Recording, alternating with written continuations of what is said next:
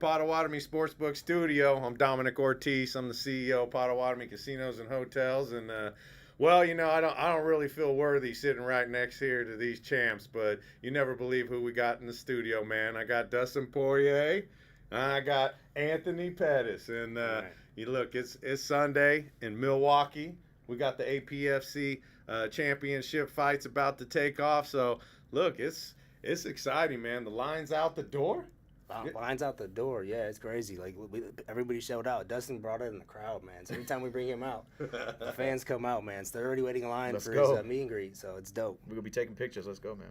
Man, sitting in the casinos, I was telling them a little story about our little retail sports book, Potawatomi Sportsbook, man. Number 2 in the country now, and here we are doing this championship level of fights and bringing this new book. But really, what it's about is these level of fights and what they're bringing to the studio and having this type of guests here. So, Dustin, man, how was your trip in? Super easy, smooth. Got in last night, hit the slots and then passed out. Worked out this morning. It's been pretty smooth. And you stay in one of our 5-star rooms, It's nice, man. right? Yeah, my wife texted me. She was like, "How's the room?" I was like, "You missed out on this one All right, yeah, I like that, They man. know how to you know. take care of their guests here. for So, sure." what do you see with the fights coming this weekend, man? You seen the card? You seen the look down? What are you looking for? I'm excited to see everybody. These up and comers trying to take that next step, make their name known, put on a show. But Anthony, you're crazy, bro. I was in the elevator. They told me you put like 20 something fights on this card. 20 fights, yeah. That's crazy. Some fell off though. So I think we finished at 19 fights. We're at 19 fights. 19 is a lot, bro. 19's a lot of fights, bro. So I'm gonna be seeing some ass whipping tonight, I guess. And the fans are already here, bro. So it's dope to see. Like the city came out early, so they're gonna be here all night. Yeah, last night when I got in, I was hitting the slots. People kept coming up to me. I'm gonna be here tomorrow for the fight. So Oh, the buzz was, dope. the buzz was good. Hell yeah. Yeah, I'm so only being our second fight for the city is, man, where we can continue to take this, and we already scheduled. We got some more fights for the rest of the year coming down, but I think people come in, they see the venue, they see the setup. I mean, this place look and feel and play like Las Vegas now, and you can have this type of experience is just kind of unparalleled, and giving them the opportunity to fight Yeah. here in Milwaukee. Yeah, man. The 125-pound champ that just won here last time just got signed to the UFC. So the it's working, man. So like these guys that win tonight, all these 3 title shots we have, one of those guys potentially be right in line this year to go to the UFC. So it's dope to give these guys that stepping stone. Yeah, right out of the city, man. That's amazing. I was surprised how big and nice this casino was. Not that I didn't think it was going to be. I've only been to Milwaukee once. I fought on the card when he became the world champ. Yeah. That's the only time I've ever been here at the BB&T. And I just thought it was going to be like a small Indian reservation. Yeah, Oh, yeah. yeah. I remember that one. That was a big. Yeah, but when I walked in here, I was like, man, this is nice. Sportsbook's nice. Yeah. Yeah, I was telling him he was asking like, "Well, there's Indian reservation in downtown Milwaukee," and I was explaining to Dustin. I said, "Well, this was all traditional land of the Potawatomis in this area, and a certain band of the Potawatomis. I'm originally from Kansas, and there's a prairie band Potawatomi in Kansas, and they had to get marched down from Wisconsin in 1833 down to Kansas, but there was a renegade band of Potawatomi said, "Nah, we're going to stay. We're going to fight. This is our land. We're going to go north." And they did, and they ran around, 70, 80 years, and then finally they got the state of Wisconsin said, "Well, we can't hunt you. We can't track you down. You seem to squirrel away every time we try and find you, so we'll just recognize you." And they did, and Forest County got recognized, and some of the elders had the foresight to say, "Look, man, we just want a small piece of land back. Give us something in our traditional territory." And in this Menominee Valley is really a traditional, powerful place of gathering. So, us having the fights here in the valley and knowing the history, and they gave them like, "Yeah, we'll give you a small piece of land. There's next to a dump and a Cargill lot. We'll give you a little something," and they did. And those elders took that and. They put that together, and that was when all of our tribes across the nation kind of seen gaming coming, and they reached out and asked for it to put in trust, and they did. And lo and behold, 30 years later, now we're, a $1 billion property, and you see it. You said it. Yeah. People will be surprised if you come to this property. You don't know the scale, the size, and the luxury of the hotel and the food. It's first class. Sportsbook, yeah, the For sure. Sportsbooks. Man, I live in Vegas, and this is up there with all of them. Right? I mean, the viewing and the screen and the excitement. March Madness was really dope to have in here as well. So, But yeah, that's kind of the story. So even on these grounds that we're here have history to them. So to bring that type of warrior fighting championships here on the land, I think is special to us. The elders, they and the nation, they love seeing this come to their land and bring this around here. It's a powerful thing, and like Anthony's doing here, you were building a business. You're building a pipeline, and I'm not part of any corporate group, right? I don't have a corporate board sitting around me or nothing, man. I got some traditional elders sitting up north, praying for us, believing in us, supporting us, and giving us life advice like that. And them old chiefs up there tell you he's like the strongest leader we got. Never went to school like that to let our people. They say those kind of things like that. Bro. So definitely. What else exciting about Milwaukee since you've been here? When's the last time you've been back? No, this is the first time I've been back since I fought. I mean, I don't know what year when did you win the belt? It was like 2013. Yeah, so it's been 12 years I haven't been here. But I flew in, like I said, last night, hit a couple slots and went to sleep. So I haven't really been out, in the city much. Man, and I think what interests me about these guys too, I'm obviously running a pretty big business here, and we're pretty successful, and I like, I've been in business all my life. I'm a CPA by trade, been around the country, and these guys here are real entrepreneurs. So let's talk a little bit. Let's chop a little something up in your business mind, man. Where's your mind at right now? Where are you looking at today, and kind of with your book of businesses, I guess? How do you look at it? Man, really my main thing right now is preparing for my retirement fight. Kind of starting the pre-camp, getting in shape before I have to, get into South Florida and start training camp. I'm just cleaning up my diet, being on the mat more, working out, running every day, just trying to get in shape physically before I hit it out there. But just want to be my best for my retirement fight. I've been fighting for almost 19 years, I think, and the best one, I just want to go out right.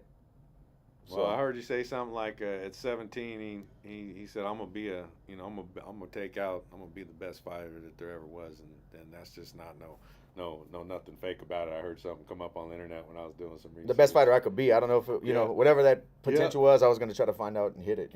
I like listening to some of I was going through your IG, getting pumped up. He's got some of those videos, and he overlay it with life of being get up in the morning and get up and get after it. Don't sit around and play games all day. Get up, somebody do something, hit somebody, work out, make a change, do something. I was getting pumped up watching the feed earlier today. That's where I was getting interested in some of your other lines of businesses. What other successful business do you have outside of fighting that you like, that you get involved in? We were just talking about, I have a Marcelo's wine market. It's a wine market but a liquor store as well in Lafayette, Louisiana. I'm a owner in a 100,000 square foot office building, 6-story office building. Have a commercial lease to Goodyear on the land, on the building. Some rental properties. I have a bourbon out called Rare Stash. Okay. Have the hot sauce. I'm a partner in Hop Water, seltzer water. Okay. 0 calorie, non-GMO, has adaptogens in it. It's brewed with hops, so it's like a sparkling water with like a hint of a beer flavor at the end from the hops. I've got my hands in a lot of different things, just planting seeds, because I know this day is coming whenever I'm going to lay the gloves down, and we all know that. So the sooner you get ahead of that, start making the right decisions for that next chapter in life, the better you are. So I've done that for the last 10 years, planted seeds and just grinding. And that's what, after this next fight, then looking at your book of business, and you're just going to be all in it, CEO, managing the Dustin book of conglomerates, and looking to expand and keep growing. And grow. Yeah, keep growing. Acquire some more residential rentals. If a business opportunity comes up for another commercial, I'll do that as well. And just grow the ones that I have, the wine market, the hot sauce. I'm traveling all over, training, getting ready for fights, and doing things with other sponsors. When I lay the gloves down, I'll be able to focus full time on the things that I own, like the hot sauce. I'll really be able to put all my energy into that and push it. Well, Louisiana is a spot for hot sauce, right? And they got some private island down there where they make the secret sauce. Avery Island. That's where Tabasco's at. Yeah. Oh, damn. Avery Island. Yeah. It's like 30 minutes from my house. It's not far at all. I figured that was a key. What is there any line of business that you want to get in that you haven't been, that you've been thinking about lately? Man, I've been so busy with the things I'm juggling right now. I haven't really been looking outside of my portfolio or whatever I'm doing. I'm sure when the time comes when I lay the gloves down and I have I can sit behind my computer and sit in my office at home. I'm not traveling every week and put pen to paper. I'm sure I'm gonna find some stuff. What about acting? What about acting in the movies and stuff, man? I haven't seen you two boys in it yet, but man, they could. I mean, come on. I got an offer actually to be in the Tron movie they're filming up in Canada right now with Jared Leto, but it just didn't work out. It just didn't work out. That's in today's world, TikTok and social media and trying to get out there and push that market, man. It's unique. I'm a little older than you guys, so me getting caught up in the mix of it, I let my team lead it. I was in a fight scene and Never Back Down too, the movie. Okay. Yeah. Oh, damn. I got a head kicked in a movie. So there, I got a little bit. Well, with AI, you could probably come up with your own scripts. Right. Nowadays, you get the storylines, come up with your own scripts and start. Does everything for me right now. That's my therapist. That's my planner. ChatGPT, bro. That's just genius. Right? Genius, man. Yeah. Wow. Yeah, it is crazy. You can have a full conversation with it. Right. Yeah. I mean, you gotta run the gamut. Anything that can help you get ahead, I guess that's what you got to do. So what do you do mentally? That's one thing that I was thinking of too. I mean, everybody knows about what you have to do physically and the things that you've been through to get your body ready. What do you do mentally to get sharp for the fight, man? What comes to mind? I envision all the ways it could play out, but also like in camp every morning, I get a pen and I write down my goals for the day, for the week, write down my gratitude every morning. It's just small things like that play a big role in my mindset. I feel like if I stay on the side of gratitude, then I'm just in a good spot. I perform well. I'm thankful for everything. Every day is a gift. But it's easy to get away from that, because like even after fights, I'll do it for 8 weeks and then go home and I'm living a normal life, sleeping in, not writing my gratitude, and I feel different. I can feel a difference when I'm not focusing on me or practicing mindfulness. So that's and I didn't do that until I got older in fighting. I didn't realize that when I was young, but it does play a huge part in checking yourself mentally. Man, you speak to yourself more than you speak to anybody in the world, so you got to speak to yourself nice and right. Yeah, that's big. Yeah. What about you, Anthony? Same, man. Like, I think for me, it's routine. Like, when I get back into a routine and I'm like, waking up at a certain time, I'm running at a certain time, I'm eating meals at a certain time. When I get in that routine, I think that's the most clear I am. Like, clarity comes in. And when I'm off that routine, it's kind of chaos, man. Like, I'm eating random shit, doing random things it's hard. Like, that routine's what reminds me of training camp the most. Like, knowing what time I'm waking up and knowing what my practices are. My family works around that routine, so it's like that's where I'm the cleanest. Same. People think it's chaos. Like, oh, you're going to training camp for 8 weeks, bro. That's the most clear-headed, the cleanest I am. The most routine. It's chaos when I'm at home. I don't know. My schedule is different every week. I'm not eating healthy every day. It's like when I'm in camp, everything's smooth. I'm on a schedule. I'm writing my gratitude down. My wife knows I get off at this time. It's just really routine. Yeah. Yeah, I could see that. In today's world being so sharp, I was watching the Grand Prix series on Netflix, watching what some of them guys do to get ready to be racing in freaking that kind of speed, just to be. That's about same thing. You got to be on your toes not to get knocked or knock somebody out. Man. One slight mistake of your mind going off to the wrong spot, it's hard to come back and like get back into that moment and because being mindful is huge. Like if you could do that every day, then like when you're in that cage, you have a shitty round. Like you're like, let me get back to this moment. This is all I could change. I can't change what happened last round. I can't change what the game plan is. Like all I can do is focus on right now. So I think that's reminding yourself that you have the ability to do that's huge. Always that whole camp. And we in business too. We got teams around us, and man, you gotta have a good team. People around you that are saying positive things, that want to see you successful, that enjoy seeing you successful, and put those small, leave those small crumbs out for you. Even though you guys are working hard and training and fighting and take anybody down in the world at times. Life's life, right? And it's those small things of the things that people do around you that can make you a success too. Maybe talk about the team around you. What do they do for you? Yeah, you have to have a good, especially what we do. Professional fighting's tough, but you have to have a good circle around you and keep it small. I see it all the time, guys in the gym. come up fast, blow up, get popular. They go on a hot streak, or they have some highlights, and they kind of get lost in the mix. I've always kept the same people around me since the beginning. Even the guys, like even my coach who helped me to get into the UFC and the WEC, me and him are still really good friends, and we had a mutual agreement, like I'm going to change gyms. It was for my best interest, and he was fine with it. That's the kind of people you need around you. A coach that says, hey, if you think you're going to get better there, I want you to be your best, go. Not somebody who's like trying to leech on and ride, for every cent they can make off of you. So that being said, whenever I moved to American Top Team in 2012 and left my home gym, them telling me like there was a good idea let me know that like these are the right guys, So I'm still friends with all of those guys. And then on the other side, that American Top Team, I have Mike Brown, Thiago Alves, Dia Davis, my boxing coach, and the list goes on of guys who I really trust, their mindset for fighting, what they say, they practice what they preach, and those guys are going to be around till I lay them down. What about you, Anthony? What about the people around you in leadership when you get ready? Same. I've moved around a couple different gyms, but I've always had the same corners. Duke Rufus has been in all my corners for every fight, even boxing. Like I moved over to boxing, I still just feel comfortable with a guy that went to war with me that many times. I know what to expect. I know what he's bringing to the table. And he's been in we had the highest highs, man. Wheaties box, championship belt fights, and then when I fought Dustin, me and Dustin fought, and I got cut pretty bad and like broken nose and shit. So it's like he's been there with me on both sides of it, man. And like it's hard to find that, like a guy that can be that. Yeah, that was a bloody one, man. Yeah, that many levels of a person to you, man. Like a father figure, a coach, a mentor. Like, cause Duke like did it himself too. Cause Duke and his brother were like very popular fighters, in kickboxing. But like I always tell my guys, like finding a level 3 coach, a guy that's like a studier that studies the game and like can teach it to you. Somebody that helps somebody else do it, and then somebody that did it themselves. If you could find a guy that did all 3 of that, that's a great coach. It's hard to find that, and yeah, I found that with Duke. I feel like from the mental side of it, it's important to have a coach who's made that walk before, just from the emotions of fight week and people asking you for things and you're cutting weight and just the stress of the media on a big fight. It's a lot going on besides the fight. Yeah. So if you had a coach who's made that walk and been under that pressure before, I feel like that helps. You don't have to have a coach who was a previous fighter, but I think it helps a lot just going through fight week and the ups and downs of every fight week's different.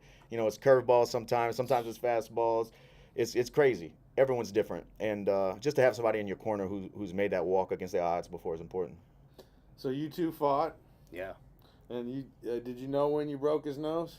No, it was in the moment. He was in the gate. He was in the bloody. Rage. It was just straight up. It was a bloody one, man. Were you thinking about really hurting him before the fight? Was you trying to get that in there, like I gotta hate Anthony kind of look? Dude, I don't hate anybody in the world. I don't hate. Nah, me too. Like when you fight somebody, I feel like when I did hate somebody, I got way worse results. Like I was too emotionally involved. I wanted to hit him, and like it put me in a bad game plan. Like Nate Diaz, that was the guy I fought. We didn't like each other at the time. I just fought like a dumb performance. And when I watched it, I'm like, fuck, bro. I was so emotionally involved in that shit. My game plan went out the window. Yeah, anger can blind you for sure in there, man. Anger can blind you. Yeah, I had a lot of respect for Anthony when we fought. Obviously, he was a world champion. I was in the WC as well. He was WC world champion. So I came up those years watching him on top. And then, like you said, Wheaties box, everything. I'm like, I'm fighting Anthony, former champion and stuff. So it was a big deal to me. But I had nothing against him personally. All right. We had the same sponsor like way back in the day. Yeah. It was like Head Rush, right? Yeah. Yeah, it was a clothing line. We both went out to New York. And it was our first time hanging out. It was like me, him, his wife, and then another fighter. Another fighter. I forget his name.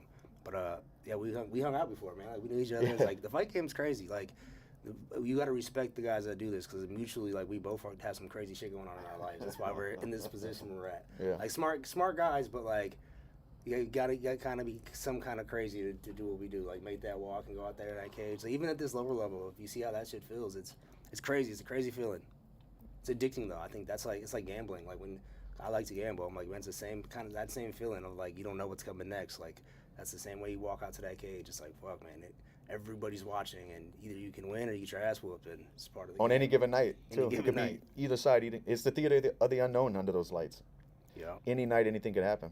But on the opposite side, that's what makes it so beautiful. An underdog, somebody who's championed against, somebody who has everything against them can go in there and become a world champion, with their own fist, their own mind, all on their own power. I think that's powerful. Yeah. Yeah, I couldn't. I couldn't imagine getting ready to walk up like that.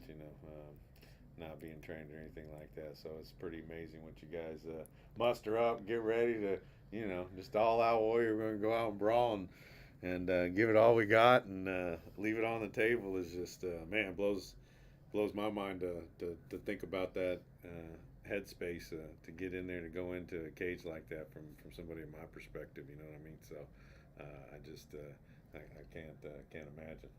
Yeah, it's crazy, bro. Like when I sit back and look down, I'm promoting fights, so I just went to India and put on fights in India, boxing event.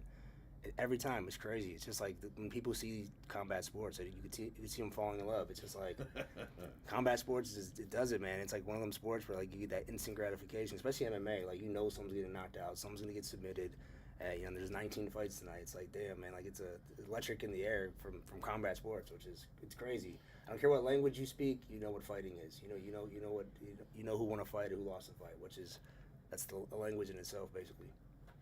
Well, another thing, Anthony and I like to fish, so, it's spring in Milwaukee and Wisconsin. We got some of the best fishing in the territory, so, hoping we get a bring chance. It back up, yeah. We get a chance to get out. I definitely Me too, yeah. Definitely want to go run and gun. For sure. Yeah, I definitely want to get up to the famous Door County and do some smallmouth fishing. You from Louisiana, a great state shooting. A lot of bass, a lot of catfish in Louisiana. Yeah, deer.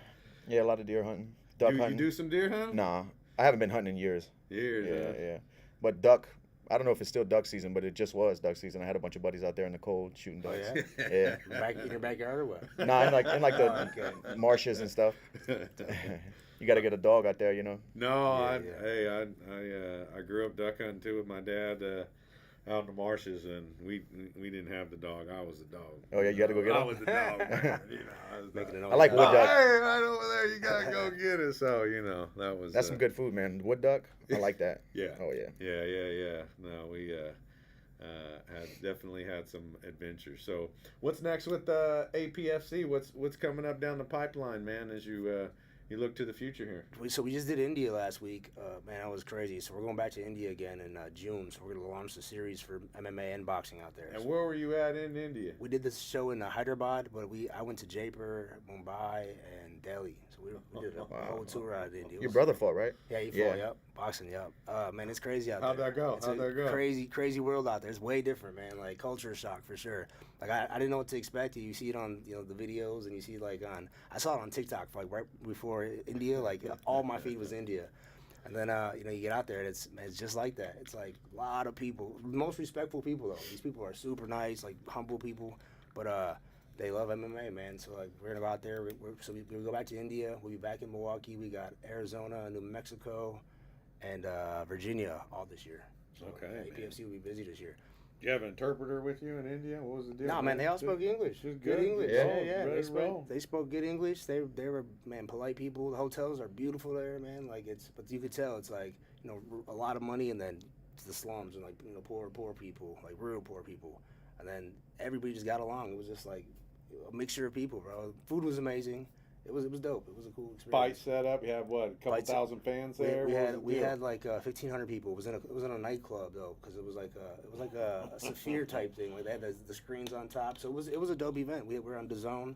It started to sound like kickboxer or something, in a nightclub in India with some lights. It's how it was, bro. It was. They put some glass on the gloves too, be rolling it in there, come out the back. Kumite. The Kumite. It was definitely different, bro. Yeah, like some kind of secret pass to get into the fight or what? In the States, the commission's involved, and like there's certain rules that you all got to follow.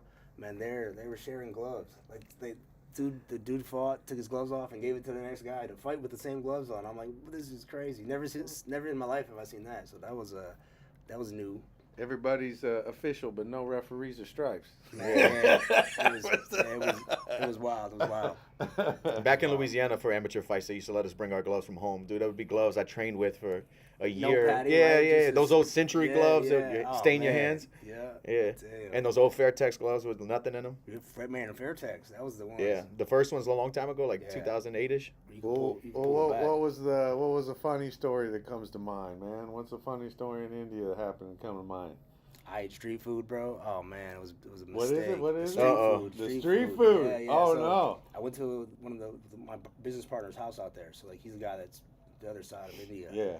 So we get to his house, and his mom's making like this thing called what was it? Halim. Halim is called. So it's like goat, but they like beat it with a bat and like make it like a pudding kind of. All right. So like I didn't want to be rude, and like she offers the food, so I take it. It tasted good. It tasted like Thai food, kind of like really spicy. Okay. Curry? So It was like a curry? Yeah, like a curry. Yeah, it was like a curry, but it was the meat that made it like a stew, like a Jamaican patty. It tastes like the stuff inside of it. So I ate one bowl, and I'm like, that was good. So she gives me more, and I'm like, all right, like I eat two Okay. bowls. Good for the day. I get back to my hotel, immediately feel it my stomach. I'm like, Oh, no. man, yeah. Oh no. Didn't know what to do. I had my bucket here. I'm sitting on the toilet. I'm like, 24 hours. I got sick as hell, man. Yeah, it was bad. I was the only one that got sick though because of that. Like I ate off the hotel. All the hotel food was good. My daughter was good. But yeah, it was wild. And then I went to the IFA Awards. It's like their like Bollywood Awards. Okay. It's like Grammys and Oscars. I didn't really know who was who, but these guys are famous. Like talking about 50 Like million. Bollywood famous, like, Yeah. boom, Like 50 million, 60 million followers my each. God. I'm like taking pictures with people, and I'm like, I look at Instagram, I'm like, damn, like this is like real fame. These guys have like, they're famous people out there are different. Yeah. So it was like red carpet show. Red carpet, you got dressed yeah, I got up, dressed everything. up, They yeah. rolled it out. You got to go in there. I got with to the present an sled. award. Yeah, I presented Really? an award on the stage. It was dope, man. Like they know how to put on a show there. Like it was beautiful. And Yeah, it was they dope. brought the champion. They wanted the How long was the flight there? 22 hours. Shoot. My What? my daughter did it too. The Yeah, my flight daughter, direct? yeah. That was that. Not direct. No, we Yeah, had yeah. to stop in London. Yep. So we went from here to Chicago to London, London to Hyderabad. Yeah. Wow. How was the time difference over there? Was it able to catch up? Or you No, never man. could catch yourself. I was good there, and then I got back here, and I'm still messed up. Like waking up at 3 o'clock in the morning, just wide awake. I'm like, fuck. Like, yeah, it's happening.